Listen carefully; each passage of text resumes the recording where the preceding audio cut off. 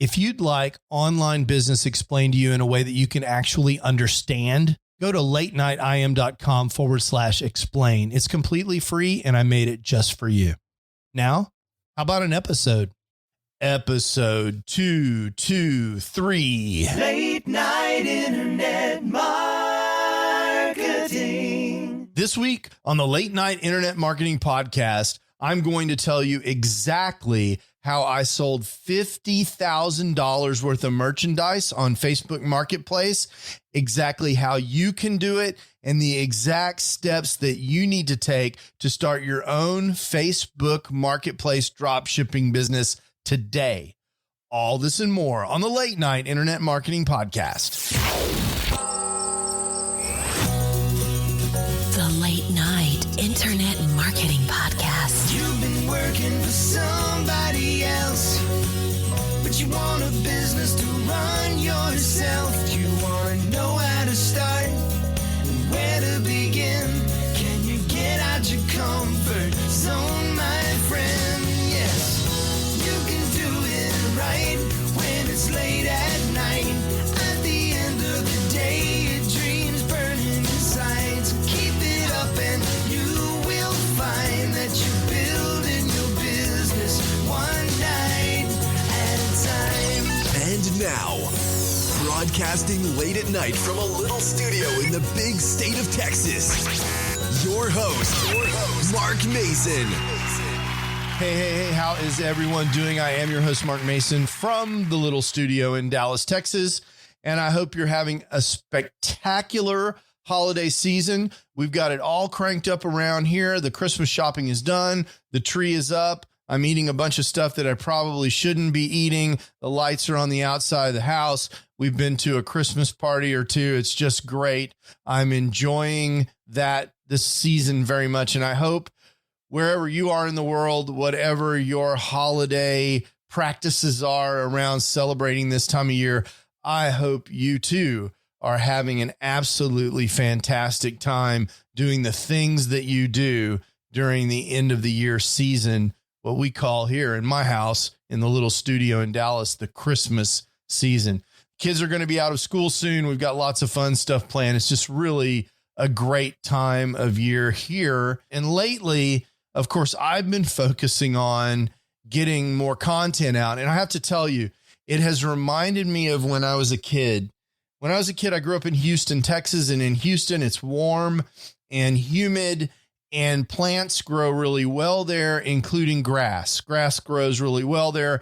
And in my particular neck of the woods, which is actually on the edge of the great piney woods of Texas, we had this beautiful shaded lot with an incredibly healthy patch of St. Augustine grass. That's the kind of grass that we had. And it's great for taking a blade of grass between your two thumbs and blowing to whistle. I can still do that. It's kind of an amazing thing that you do when you're a kid in Houston, Texas.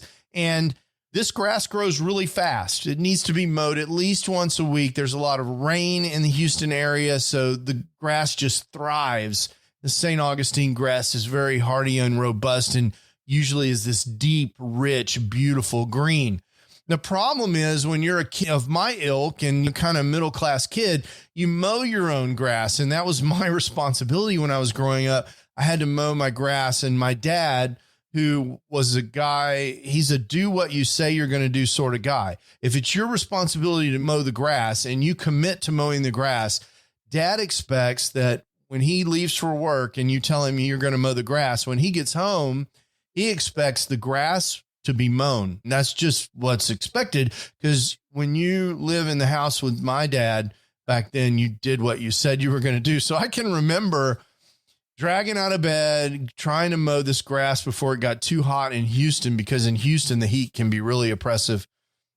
And especially at the beginning of the season, trying to get this old lawnmower to start. And I, especially when it hadn't been run for a while, I distinctly remember how difficult it was to get the lawnmower to start and having to pull that string as hard as I possibly could. Of course, I was 12 years old or whatever, so maybe I weighed 100 pounds trying to pull this string and start this lawnmower. I didn't know much about two-cycle engines as a 12-year-old. So there wasn't a lot of maintenance that I could do to make the lawnmower start more readily. I just had to pull the string until the thing started. And sometimes I might need to pull the string 10 or 20 times. I might even need to pull it, take a rest, and then come back and pull it some more before I finally got this old lawnmower to start.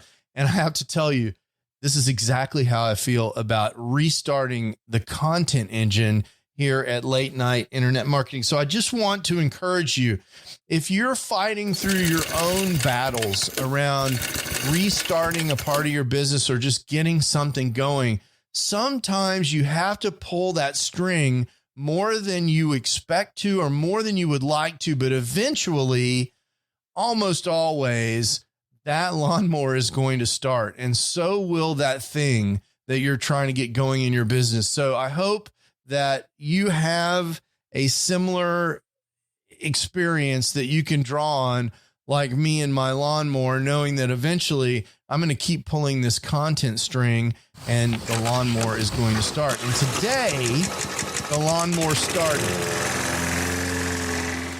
And today we're going to talk about Facebook Marketplace dropshipping. It's time to get to work building your internet business. One night at a time. Okay, so you probably remember back in, let's say, February of 2021, I made a decision to work with my 14-year-old son. We were going to start a Facebook Marketplace dropshipping business and see what we could do. And we liked it because we were going to do retail drop shipping, so we didn't need any special tax permits. We didn't need a lot of capital to invest. We didn't need really anything special except a Facebook account. And I already had a seasoned Facebook account. So we said, what the heck? Let's start this and see what happens. People are killing it doing this. And what were we able to do? Well, between February when we started and really October when we finally decided we wanted to go move on and do other things, we were able to generate over $50,000 in revenue shipping products on Facebook Marketplace. In generating that revenue, we spent $35,000 roughly on the cost of goods sold. The things we bought to sell, we spent $35,000. We sold $50,000 worth of stuff. So the gross profit on that business ended up being about $15,000. That's 30%. Of course, we didn't get to keep all of that. We had other expenses. We had some help from a VA and software costs and so forth. Our net profit ended up being right around 20%. So in rough numbers, we sold $50,000 worth of merchandise on Facebook Marketplace, and we were able to keep $10,000 free and clear profit before income tax, of course.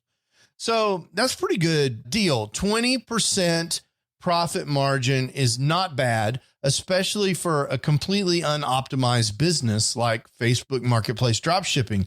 We didn't do anything special to negotiate any special pricing. We didn't make any special deals with wholesale distributors. We didn't do any special work to optimize prices to maximize profit. We just put stuff on there and sold it, and we made 20% return on that investment. That's a good deal.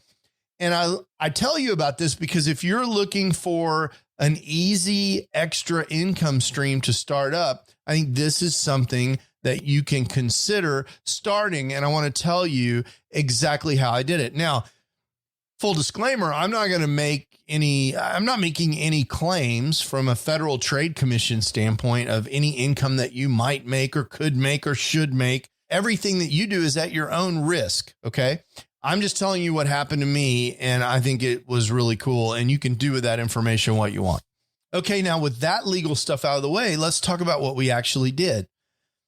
And in order to understand what we did, I want to remind you what drop shipping is in this context. So in Facebook, there is this part of Facebook called Facebook Marketplace. This is different from Facebook Shops. Facebook Marketplace is the little area in Facebook where you can go and see where people are selling things, and usually they're things out of their garage. And I say usually, that's changing. Let's say previously, this was completely stuff that people were selling, that they had an extra something around the house and they wanted to sell it in their neighborhood. And what's changed is that recently, in the last couple of years, Facebook has added a shipping option to Facebook Marketplace. So now there is an opportunity for you to list something for sale and show that to everyone in your country, in my case, the United States. And if they buy it, you can ship it to them. And Facebook supports all of that ship tracking and all that other stuff that goes with selling stuff online. So that's really cool. So how do you use this in terms of drop shipping? Drop shipping is when someone buys something from you that you don't even have, and you take the money that they pay you and you use that money to buy that item and send that directly from the supplier to the customer, and you keep the difference as profit. So let's say someone buys a $50 jigsaw puzzle and you listed on Facebook Marketplace, you're able to buy that jigsaw puzzle for $30. You do that instead of having it shipped to your house. You have the supplier ship it directly to the customer who paid $50 and you keep $20. That's the idea of drop shipping. And that's exactly how it's done on Facebook Marketplace. So in our case, what we did was we went to eBay and we identified top selling items from number one ranked suppliers, or suppliers with a very high percentage of positive feedback. On eBay, if you go and click on a supplier, you will find that they have a ranking percentage of positive feedback. And so if we found someone with higher than 97% positive feedback, we considered them to be a good supplier. And if they had higher than 99% positive feedback, we considered them to be a great supplier. And by the way, the number of feedback that they had, the cases of feedback, needed to be in the thousands. So if we could find someone like that, where thousands of people had left positive feedback on eBay, we considered that to be a good supplier. eBay also has this thing called Top Rated Plus, where if a supplier is a really good supplier, according to eBay, they have the Top Rated Plus star. That's another bonus. Another thing that we are looking for is to make sure they had a reasonable return policy. Free returns is great. Returns where you have to pay shipping to get the return back is less great, but acceptable in many cases. And we also wanted to make sure that we understood what their shipping policy was. Most suppliers on eBay, the big ones, they just offer free shipping. And so that was really easy. So what we would simply do is we would identify a popular item that was selling on eBay. So for example, I see right now, looking on eBay, that there is a candle making kit for sale. And the candle making kit, you make candles with soy wax, and it comes with 16 colored dyes, a thermometer, tins for melting the wax, and a melting pot, and you can make your own candles. How do I know this is popular? eBay tells me that they've sold 119 of these items in the last 24 hours. Obviously, this thing is going crazy. And it sells in the United States for $49.99, and they've already sold 1,030 of them, according to eBay. Okay, so this is a really good item, it looks to me, from the standpoint of whether or not people like it. And in fact, it's even got some product ratings in it. The product ratings, there's only 9 of them, because who comes back to eBay to leave a product rating? I've never done that. But the product ratings that are there are 9 of them, is 4.5 stars. So this looks like exactly the kind of item that we would list. And I'll put a picture of this item in the show notes so you can see what I'm talking about at latenightim.com/223. So I just found this item at random on eBay. there is a Chrome plugin that you can use to find popular items called eBay Popularity Sort. And I will leave a link to that in the show notes as well. But you can find the most popular items on eBay. We would take an item like this and just list it for sale in Facebook Marketplace. We'd use the images that are being used on the listing on eBay. We'd upload them to Facebook. We'd use the description or sometimes edited version of it, because sometimes the descriptions on eBay are very long or their English is not so great. We would have a simplified description of the item on Facebook Marketplace where we just described what it is. And basically it's a candle making kit. It comes with well-written instructions that helps every beginner make handmade candles at home with ease and safety. So this is straight out of the listing. We would put these kind of words on the Facebook listing. I would use exactly the same product title as was being used on eBay, because oftentimes successful eBay sellers are very good at using keyword rich titles that would search well on eBay, making the assumption that they would search well on Facebook Marketplace. So we would take this listing, we'd find this item without much thought at all. Okay. It's not like I agonized over whether or not to sell this item. I would find the item without much thought at all, and using a program called ZDrop, ZEEDROP, which is also a plugin for Chrome, I would list the item over on Facebook Marketplace. Very simple. No thought to this at all, really. If it looked like it might sell, I would list it and see if it would sell, because at this time, still true today, it doesn't cost anything to list something on Facebook Marketplace. Understand, at this point, you're not buying this product. You have no money out of pocket. You're not paying to list it on Facebook Marketplace. All that's happening is you're spending your time, which admittedly has value, to list an item on Facebook Marketplace.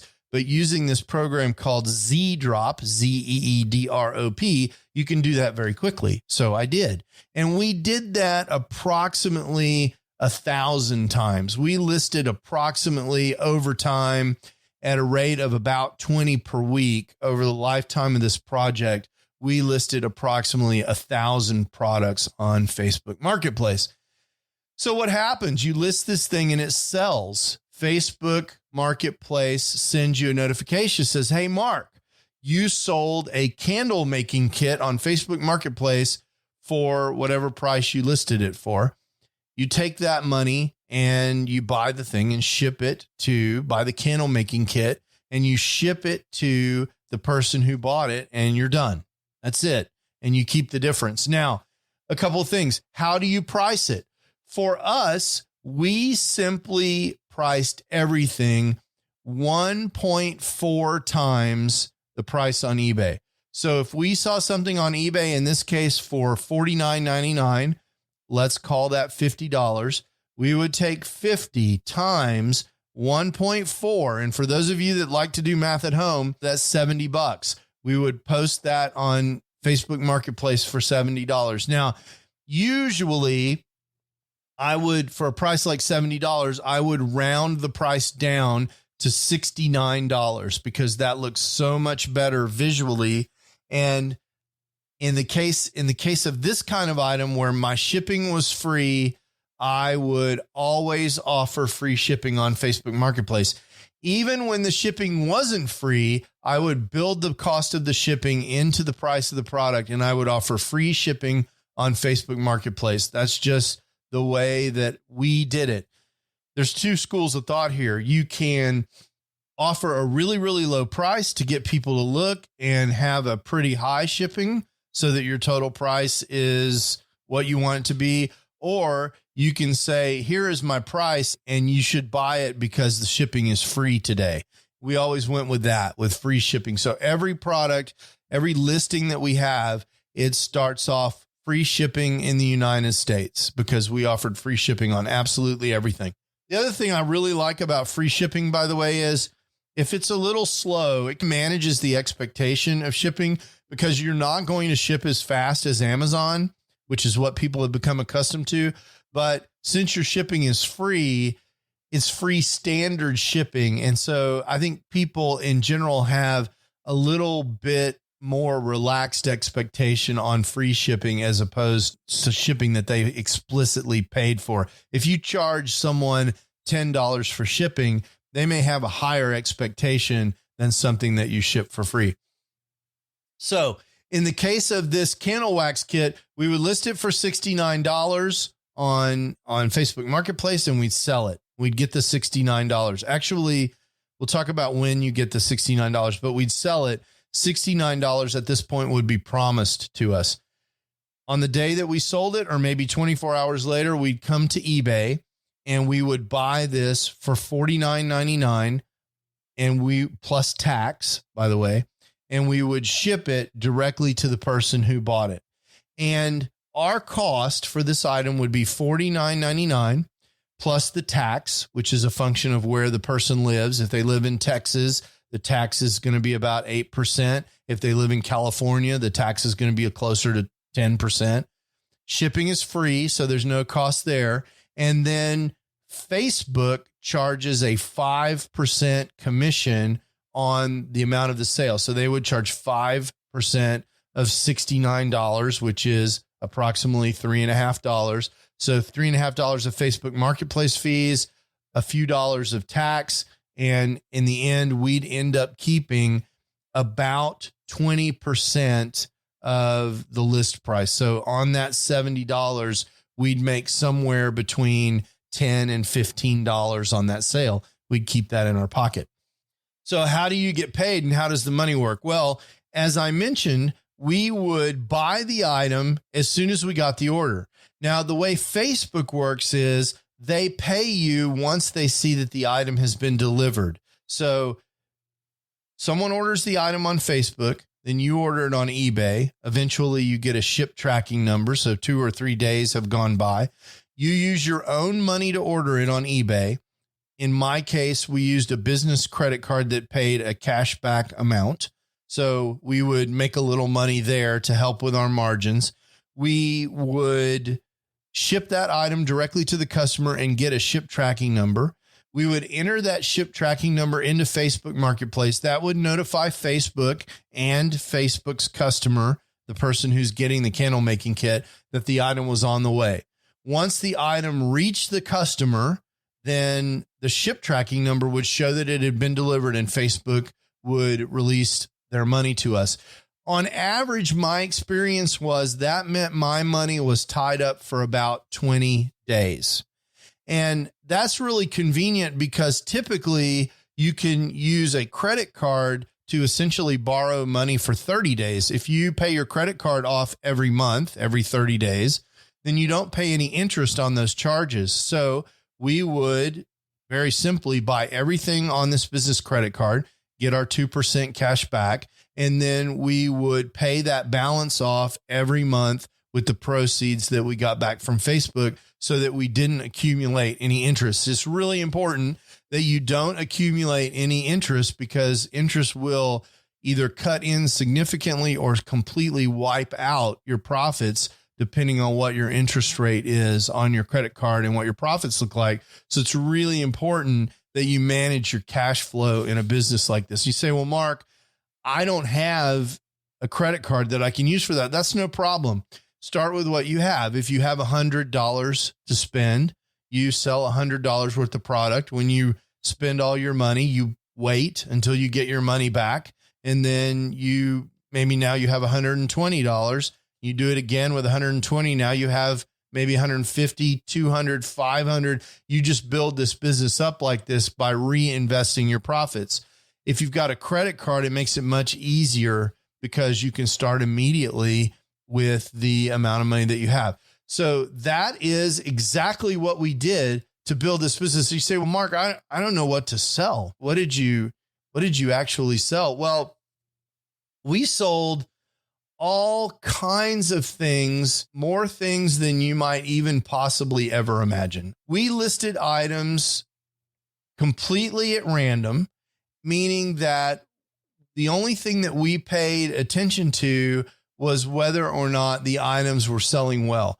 For example, we sold hundreds of dollars worth of 12-volt water pumps, 130 PSI self-prime diaphragm pump for, I think the sale price on this thing was on the order of $30. We sold almost 100 of those. We sold tons of commercial stainless steel single handle kitchen faucets. We sold all over 100 magnifying loop jewelry pocket magnifiers. You know, those little things that jewelers use to look at diamonds. We sold 100 of those probably. We sold a lot of temporary body art tattoos where you wet a tattoo and you stick it on your arm and it makes a temporary like tattoo sleeve on your arm. We sold toys like 24-piece magnetic building block sets. I sold a ton of $10 signs that said, "This home is protected by the good Lord and a gun." Unbelievable. I sold a tremendous number of rechargeable, super bright LED headlamps, and the list goes on and on. Tons of wind chimes, mosquito killing devices, shelving racks, swivel chairs, fireplace pits, rolling massage chairs, all kinds of things that you can possibly imagine.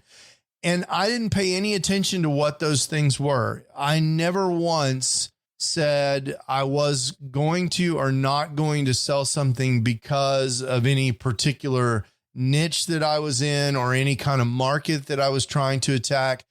Everything that I did was based on the fact that the item was selling already on eBay. And I never worried about pricing unless the price changed on eBay. If the price was $100 on eBay, I sold it for 140%. If someone else was selling it for 130%, I didn't pay any attention to that. I didn't change prices on Facebook. I sold it for 140% of what it was on eBay. And if the price changed on eBay, I tried to, as best I could, change the price on Facebook. That's it. Very simple business model. So what would you need to get started with this today? Well, you need a Facebook account. You need access to Facebook Marketplace. So your Facebook account needs to be in good standing. If you've been posting nasty stuff about politics or hate speech or lots of COVID misinformation, your Facebook account may be restricted in some way, and this may not work for you. But if you're a regular person doing regular things on Facebook, you'll have access to Facebook Marketplace and you can start posting things today. And you can literally just simply go and try this out. You can go find 2 or 3 items on eBay that are selling well, and you can post them over on Facebook Marketplace and you can see what happens. And if you sell it, all you have to do is go over to eBay, buy the thing and ship it to the person you sold it to and just see if this works for you. That's how we got started. That's how you can get started. And it's very interesting and fun to do. Now, there are a lot more details around this, how to write the best kind of listing, how to control your inventory and make sure you're alerted on pricing, and 1,000 other things that you can do to take this kind of business to the next level. And I'm still recommending the course that I've recommended before on the podcast at latenightim.com/Tom. That's TOM, by a guy named Tom. That's probably almost certainly the leading teacher of Facebook Marketplace dropshipping on YouTube. There's Tom and there's Paul. Both of those guys are awesome. I happen to use Tom's course, and I recommend that at latenightim.com/Tom, TOM. So if you're interested in doing this, you can try it. If you're the kind of person who wants to know all the details up front and you like a course, the course is very affordable and you can go look at that there and see what you think.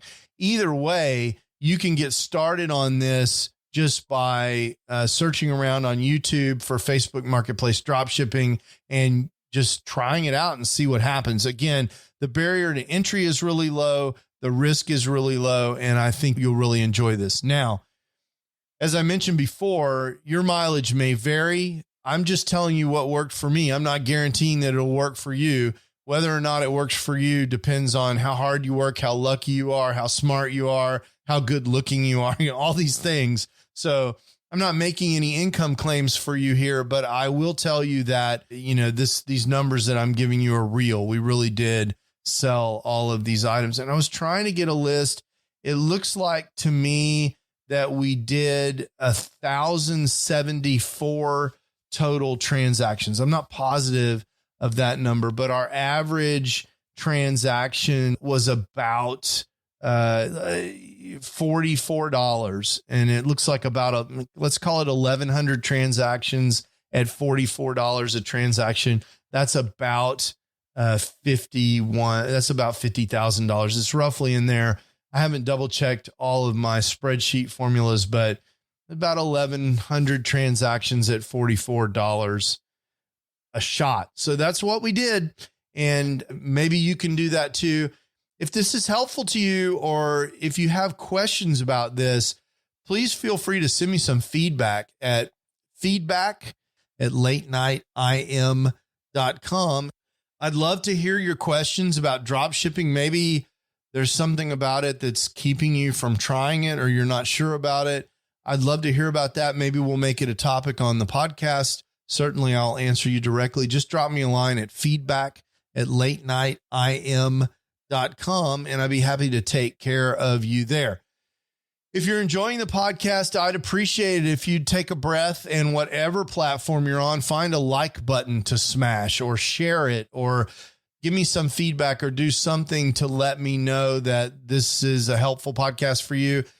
When you do those kind of things, it really helps the show, because all of these players and podcast discovery algorithms rely on user interaction of some sort to help decide whether or not they're going to promote the show elsewhere on the program. So every time you hit the like button or leave me a review, whether it's in iTunes or on Stitcher or wherever, that really helps the show. And I really appreciate that very much. So I want to say thank you in advance for doing that. And we'll talk to you next week. You can do it right when it's late at night. You've been listening to the Late Night Internet Marketing Podcast. Be sure to visit LNIMpodcast.com today to leave feedback for Mark. Download special bonus content, access the show notes, and more. See you there. Until then, go and make some great progress on your internet business, one night at a time. One night at a time.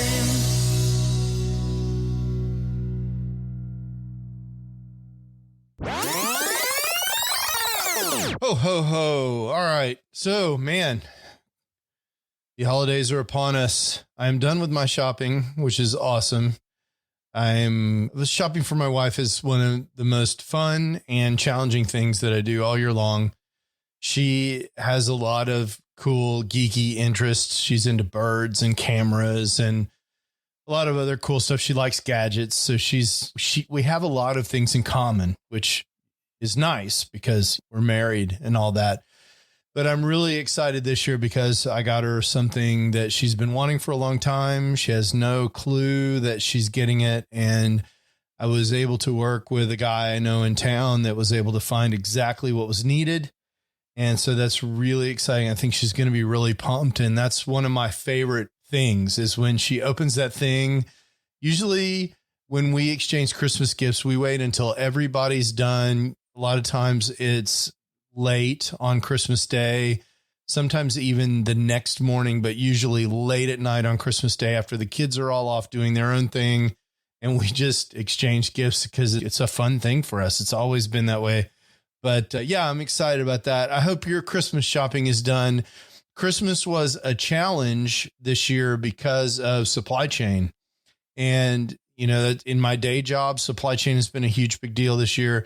And it's certainly been a big deal for Christmas. And I know a lot of people have gifts that are arriving after Christmas now. It's just been really kind of a challenging situation.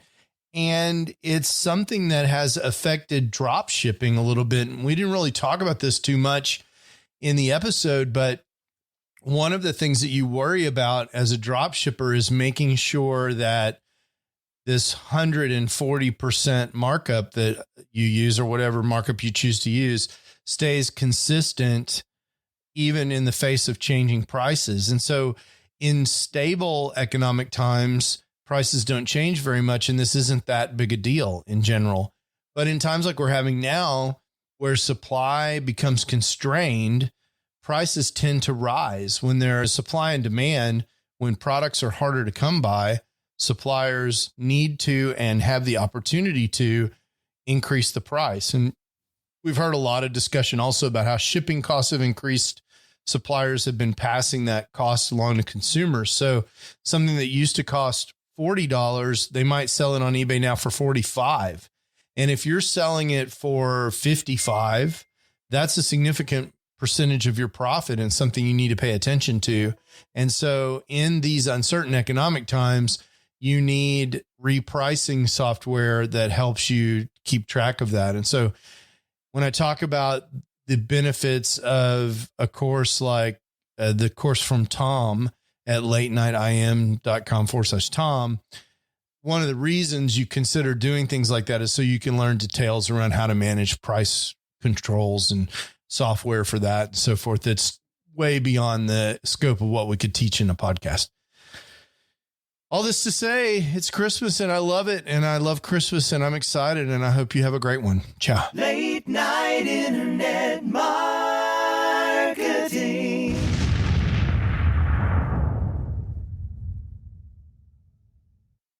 Hey, it's Mark again. I wanted to tell you one more time about this absolutely free resource that I have for helping people who are trying to get the big picture for internet marketing, actually get started and understand what all their choices are.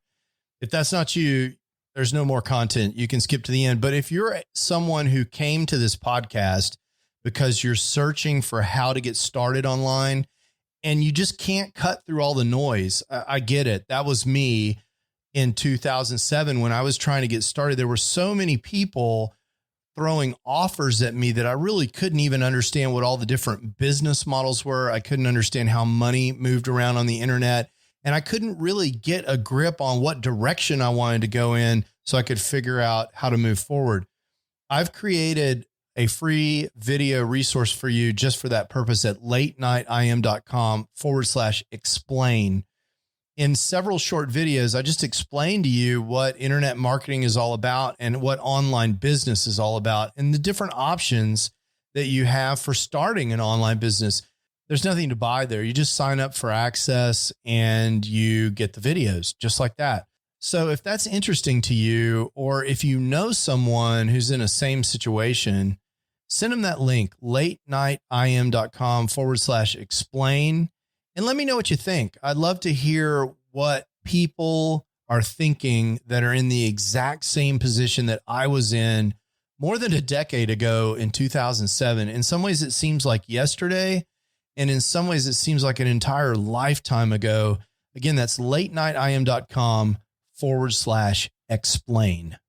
Late night internet marketing.